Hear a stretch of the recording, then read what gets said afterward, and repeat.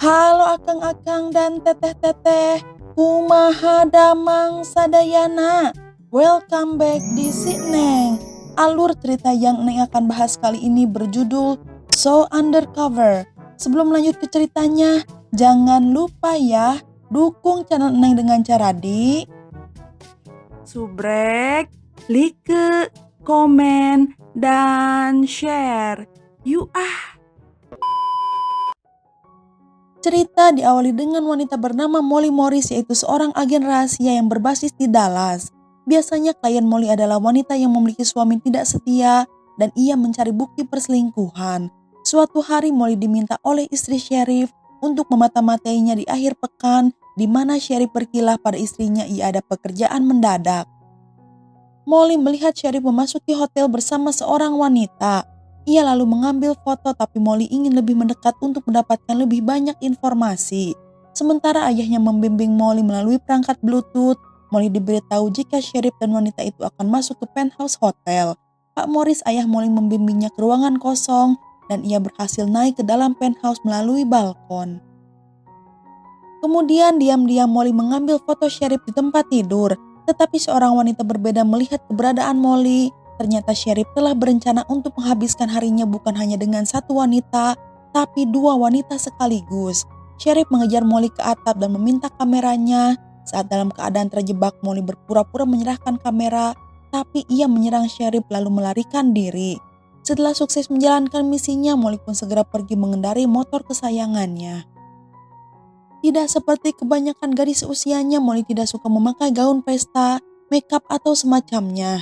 Molly mulai bekerja sejak kecil dan keyakinannya pada cinta menghilang setelah melihat banyak hubungan yang gagal serta perselingkuhan. Di hari selanjutnya, Molly sedang makan malam sembari memata-matai pria selingkuh lainnya. Molly lalu didekati oleh orang asing yang sepertinya tahu apa yang sedang Molly lakukan. Orang asing itu mengancam si pria tukang selingkuh, memfotonya lalu menyuruhnya untuk pergi. Orang asing tersebut bernama Armond dan ia adalah seorang FBI. Ia membutuhkan bantuan Molly untuk kasus yang sangat penting, di mana Molly harus berpura-pura menjadi mahasiswi serta memata-matai seseorang. Armond melanjutkan jika tidak ada seorang pun di tim FBI-nya yang dapat melakukan penyamaran tersebut karena mereka tidak memiliki gadis muda untuk peran itu. Armond juga menawarkan uang yang banyak, tentunya hal itu akan sangat berguna untuk Molly karena ayahnya adalah seorang penjudi. Namun demikian Molly menolak pekerjaan tersebut, tapi Armond memintanya agar setidaknya dengarkan dulu apa pekerjaan yang ia tawarkan. Armond menjelaskan jika seorang senator tanpa sadar bekerja dengan pemimpin mafia, tetapi saat senator mengetahuinya ia malah ikut bergabung. Sayangnya senator menolak untuk bersaksi melawan bos mafia karena ia takut hal tersebut menjadi masalah untuknya. Armond melanjutkan jika anak perempuan senator bernama Max memiliki bukti valid tentang korupsi yang dilakukan oleh pemimpin mafia melalui pekerjaan ayahnya.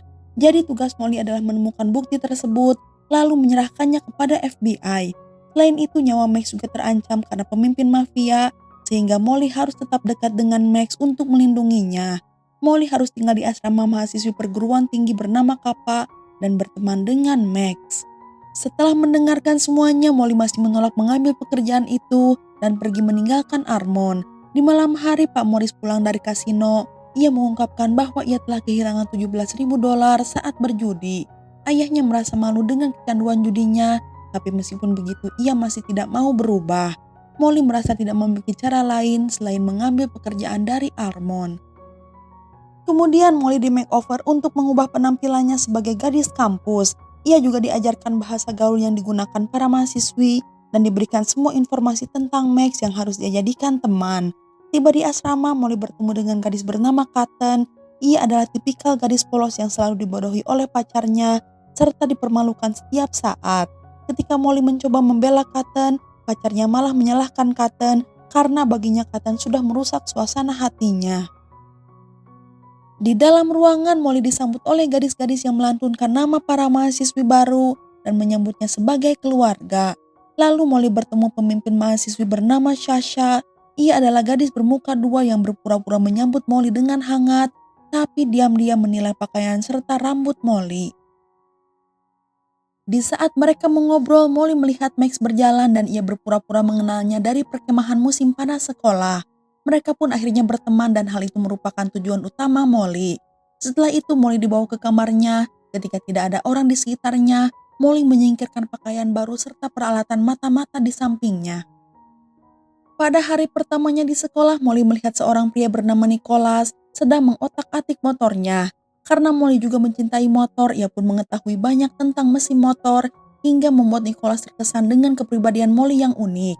Tetapi setelah menyadari jika perilakunya akan membongkar jati dirinya, Molly dengan cepat berhenti. Di hari selanjutnya, para mahasiswi bersiap-siap untuk menghadiri malam kontes kecantikan. Sambil mengobrol di ruang rias, mereka menyadari jika seseorang telah mencuri barang-barang di sekitar asrama. Molly mencoba membuat percakapan bersama Max dengan memuji kalungnya, namun secara mengejutkan Max malah merasa tersinggung, lalu menyembunyikan kalung di dalam gaunnya. Molly juga telah menempatkan kamera boneka teddy bear di sekitar asrama untuk mengawasi Max. Sementara Max telah diberi informasi bahwa seseorang telah memasuki asrama dengan nama palsu dan mencoba mencuri bukti yang Max sembunyikan. Di saat pengumuman kontes kecantikan sedang berlangsung, Molly melihat bayangan di balik jendela. Molly menangkap Max untuk menyelamatkannya, tapi ternyata itu adalah para mahasiswa berandal yang sedang mengintip mereka. Karena kesalahan Molly, tirai pun terbakar dan acara kontes kecantikan pun berantakan. Sekarang Molly, Max, dan Nicholas telah menjadi sahabat. Molly harus berusaha keras berpura-pura untuk bersikap baik karena Molly terbiasa mengungkapkan pendapatnya dengan frontal. Di malam hari, Max meninggalkan kamarnya dan Molly mengambil kesempatan untuk mengecek semua barang-barangnya. Namun sayangnya Molly tertangkap teman sekamarnya. Untungnya ia berhasil menghindar setelah membuat alasan. Kemudian di tengah malam, Cotton memukul panci untuk membangunkan Molly. Bertindak spontan, Molly mengarahkan senjata pada Cotton, namun Molly berkata jika itu hanyalah mainan. Ternyata kebiasaan tersebut adalah tradisi cara membangunkan para mahasiswa sekali dalam sebulan, lalu membawa mereka pergi ke pesta. Semuanya berjalan lancar sampai di mana Nicholas mengajak Molly berkencan, namun karena tidak ingin membuat hubungan pribadi saat menjalankan tugas, dengan sopan Molly pun menolaknya. Keesokan harinya sambil berjalan keluar dari kelas, Molly melihat Max berbicara dengan Profesor Talloway. Meskipun mereka tampak cukup dekat untuk seorang profesor dan mahasiswa, tapi Molly tidak berpikiran aneh. Kemudian Molly bertemu dengan Armond. Molly memberitahu tentang Nicholas di mana Nicholas adalah satu-satunya pria yang dekat dengannya. Molly lalu meminta untuk melakukan pemeriksaan latar belakang Profesor Talloway serta Sasha. Molly sudah memperhatikan Sasha yang selalu berbohong tentang banyak hal. Ia menganggap mungkin saja Sasha adalah gadis jahat dan Molly ingin memastikan hal itu. Armond menyarankan Molly pergi berkencan dengan Nicholas untuk mencari tahu orang macam apakah Nicholas. Meskipun Molly tidak tertarik padanya, namun ia setuju dan berakhir berkencan di sebuah pub. Mereka pun berbincang, lalu Molly bertanya tentang masa kecil Nicholas serta orang tua Nicholas. Dari perbincangan, Molly yakin bahwa Nicholas bukanlah orang jahat seperti yang ia pikirkan. Setelah itu Nicholas mengantar Molly pulang dan keduanya berpisah setelah berciuman. Keesokan harinya para mahasiswi mencoba menjual boneka demi mengumpulkan uang untuk acara amal. Mereka bersaing dengan mahasiswi grup lain yang menawarkan jasa cuci mobil dan kalah telak dari mereka. Molly dan teman-temannya akan kembali ke asrama setelah seharian gagal menjual boneka, tetapi di saat semua orang menyerah, Molly memikirkan rencana lain. Saat itu Molly melihat profesor yang sudah menikah berselingkuh dengan seorang mahasiswi di sekitar kampus, lalu ia mengambil beberapa foto mereka diam-diam. Kemudian Molly memeras profesor untuk membeli semua boneka untuk acara amal. Sukses menjual seluruh boneka, semua orang pun memberi pujian pada Molly. Sasha yang selalu menjadi cewek yang paling disukai merasa iri pada popularitas Molly yang semakin meningkat. Kemudian Sasha yang melihat Molly sedang sendirian di kamar memberinya gelang sebagai hadiah. Tetapi Molly berpikir hal itu sedikit aneh, namun meskipun begitu ia tetap memakainya. Tidak lama berselang niat jahat Sasha terungkap ketika Cotton menuduh Molly mencuri gelang ibunya yang telah hilang selama seminggu. Para mahasiswa memutuskan untuk memeriksa kamar Molly dan menemukan semua barang-barang mereka yang hilang di dalam koper Molly. Jelas sekali bahwa Sasha telah mengatur semua itu, tapi tidak ada yang mempercayai Molly. Untuk mengajarkan Sasha pelajaran serta membersihkan namanya, Molly pun telah merencanakan sesuatu. Saat Sasha pergi jogging, Molly memeriksa barang-barang Sasha dan menemukan buku tahunan dari sekolah menengahnya. Ternyata nama asli Sasha adalah Susie, dan dulunya ia adalah gadis pemalu dengan penampilan buruk di SMA.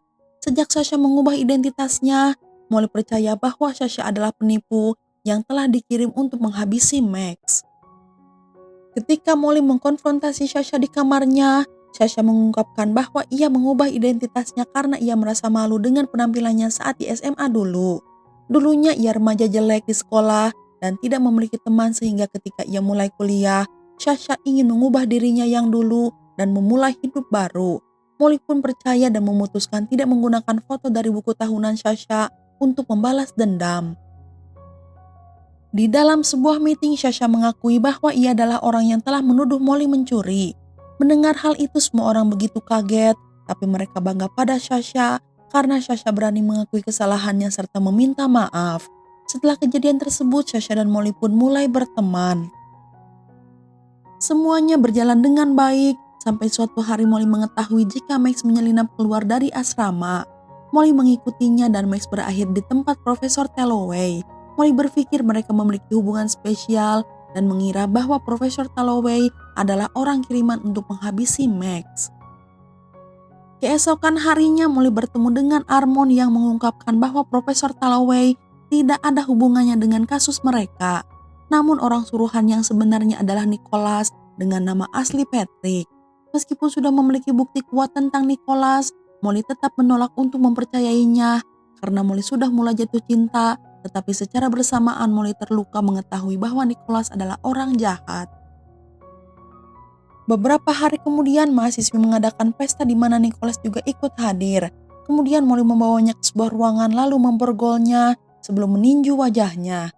Molly ingin mendapatkan lebih banyak informasi dari Nicholas, tetapi Max baru saja meninggalkan pesta sehingga Molly harus mengejar mobil Max. Molly akhirnya tiba di rumah Profesor Talloway lagi. Di dalam ia memeriksa tempat kerjanya dan mengetahui bahwa Profesor Talloway adalah agen FBI. Molly pun begitu terkejut karena ia berpikir jika ia sedang bekerja dengan FBI. Tiba-tiba seorang pria bertopeng menyerangnya, tapi setelah itu melarikan diri tanpa menyakiti Molly. Molly mengetahui bahwa pria itu adalah Armond. Ia menipu Molly agar Molly berpikir bahwa ia adalah agen FBI, padahal pada kenyataannya Armond ingin mencari tahu di mana Max menyembunyikan barang bukti. Di luar, Molly menemukan Profesor Talloway berada di sisi sungai dan terluka. Molly pun dengan sigap segera menelpon 911. Keesokan harinya, Molly kembali ke rumah dan menemukan dua agen FBI sudah menunggunya.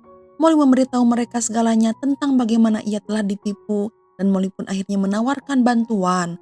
Molly kemudian bertemu dengan Armond. Ia mengatakan bahwa ia menemukan barang bukti dan siap untuk ditukarkan dengan Max yang Armond culik tadi malam.